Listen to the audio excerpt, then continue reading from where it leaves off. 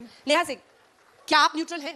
ये सवाल मैं इसलिए पूछ रही हूँ क्योंकि आपने कहा कि मैं बीजेपी सरकार के खिलाफ लिखती हूँ तो लोग उंगलियां उठाते हैं। मैंने आपके खिलाफ भी लिखा है, लेकिन आप बिहार में हैं तो कई लोग ये आरोप लगाते हैं कि आरजेडी के खिलाफ कभी नहीं बोलती। नमस्कार दोस्तों, आज की डिबेट राष्ट्रवादी कवयित्री अनामिका अंबर जैन और खुद को लोक गायिका कहने वाली नेहा सिंह राठौर के बीच होने वाली है, जिसमें अनामिका अंबर जैन ने तथाकथित लोक गायिका नेहा सिंह राठौर की साड़ी हेकड़ी निकाल दी।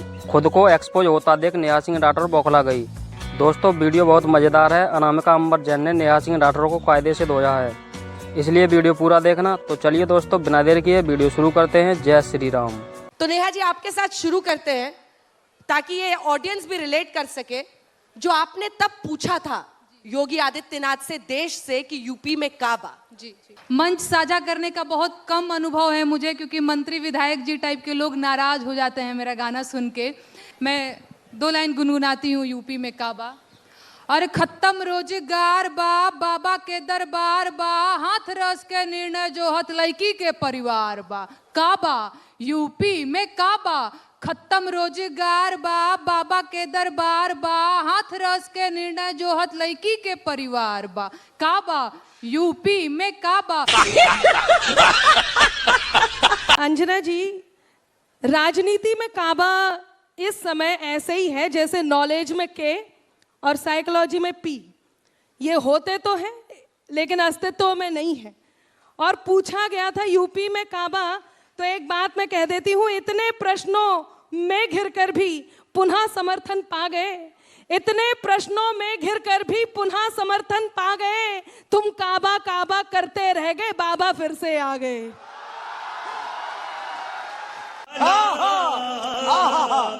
कि साइकिल हाथी पंजा मंजा जोर जोर से भागे। आप सबने देखा कि साइकिल हाथी पंजा मंजा जोर जोर से भागे। बैठ के बुलडोजर पे बाबा निकले सबसे आगे। बोलो सारा रा रा रा, जगीरा सारा रा रा रा। तो पूछ रहे थे लोग जो हमसे यूपी में है काबा, पूछ रहे थे लोग जो हमसे यूपी में है काबा। हम पहले ही बता चुके थे यूपी में है बाबा। ये आरोप लगता है कि आप लोगों पर कि आप लोग पॉलिटिकल हैं, क्योंकि चाहे वो आज लेखक हो, पत्रकार हो, कवि हो, कवियत्री हो, सबको जोड़ा जाता है कि ये तो फला पार्टी वाली है, ये तो एंटी मोदी है, ये तो बीजेपी की है। ऐसा आरोप लगता है क्या? और किस तरह के विरोध का आपको सामना करना पड़ता है? ऑनलाइन ट्रोलिंग हो या फिर कोई भी विरोध जो आप झेलती है, उसके बारे में वो अनुभव बताएं। अभी मजा आएगा ना भिड़ो।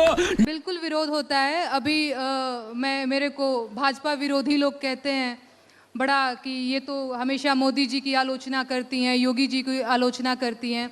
अभी मैंने आम आदमी पार्टी की आलोचना कर दी, अब लोग कह रहे हैं ये तो आप विरोधी हैं। तो खैर, ये तो सब चलता ही रहेगा। मैं अभी और भी सारी चीज़ सुनाऊंगी आप लोगों को, जिससे कन्फर्म हो जाएगा कि मैं किसी की विरोधी नहीं हूँ, बल्कि मैं जनता के तरफ से गाती हूँ। बाकी अनामिका जी ने बहुत अच्छा गाया है। मैं इस पर यह कहना चाहूँगी कि देखिए, 2 तरह के कवि होते हैं, एक सरकारी कवि, एक लोक कवि। देखिए, व्यक्तिगत होना बहुत आसान होता है। आप बात बात पर ये बात मैं फिर कह रही हूँ कि एक व्यवस्था के विरुद्ध लिखना बहुत बड़ी बात है। व्यवस्था के विरुद्ध मैंने भी लिखा है, ऐसा नहीं है किसी एक के पक्ष में लिखा है, किसी एक के विपक्ष में लिखा है, बिल्कुल नहीं लिखा है। आपको जो दिखा आपने वो लिखा, कोई बात। हाँ, यही कि आपने जो देखा वही, मैंने जो देखा मैंने वही लिखा। और रही बात किसी एक के विषय विरोध में बोलना, किसी एक के विरुद्ध बोलना, वो भी देखा जाता है। बहुत सारी जगह थी, बंगाल में भी हुआ। आपने वहां के लिए बंगाल में काबा कहीं नहीं आया। बंगाली लोग समझ ही नहीं पाए कि ये क्या गा रही है। अरे कहना क्या चाहते हो? अब तो आप काबा छोड़ ही दीजिए। मैं एक बात कह देती हूँ कि मन के पतझड़ से क्या होगा, मैं बल्कि गा के कहती हूँ कि मन के पतझड़ से क्या होगा, अब तो रुत मधुमासी देखो। मन के पतझड़ से क्या होगा, अब तो रुत मधुमासी देखो। भाग्य देश का लिखने वाले, सत्ता में सन्यासी देखो।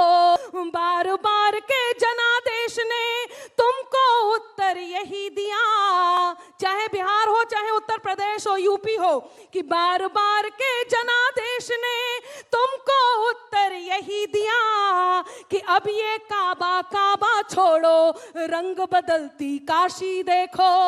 अब ये काबा काबा छोड़ो, रंग बदलती काशी देखो। नेहा सिंह, क्या आप न्यूट्रल हैं? ये सवाल मैं इसलिए पूछ रही हूँ क्योंकि आपने कहा कि मैं बीजेपी सरकार के खिलाफ लिखती हूँ तो लोग उंगलियां उठाते हैं। मैंने आपके खिलाफ भी लिखा है, लेकिन आप बिहार में हैं तो कई लोग ये आरोप लगाते हैं कि आरजेडी के खिलाफ कभी नहीं बोलती। नहीं क्या ऐसा है? ये बड़ी अच्छी बात कही आप। नहीं, बिल्कुल। जब मैंने बिहार में काबा गाया था तो लोगों ने कहा ये तो आरजेडी की एजेंट है। और अब देखिए लोगों का भोलापन, जबकि उस गाने में बिहार में काबा में 2 लाइन है कि 15 साल चच्चा रहले 15 साल पप्पा, 15 साल चच्चा रहले 15 साल पप्पा, तबो ना मिटल बेरोजगारी के ठप्पा। अरे काबा, बिहार में काबा। अब बताइए मैं कहां से यहां आरजेडी की एजेंट हो गई?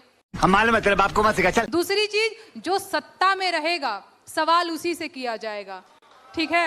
हाँ, अच्छा ठीक है। और मैं एक बात पूछना चाहती हूँ। ये बात बिल्कुल सही है, जो सत्ता में रहेगा उससे सवाल किया जाएगा।